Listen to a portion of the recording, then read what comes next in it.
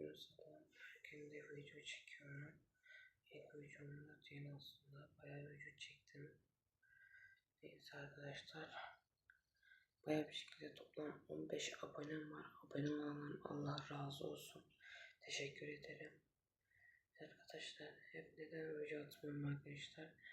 Çünkü video atmak yazın çok zor.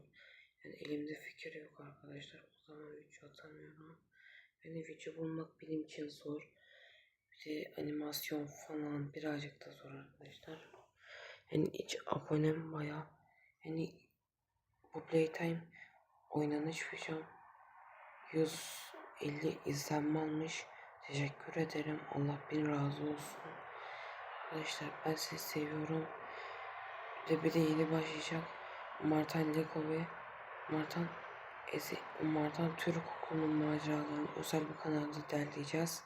Like atmayı unutmayın. Görüşürüz. Bay bay.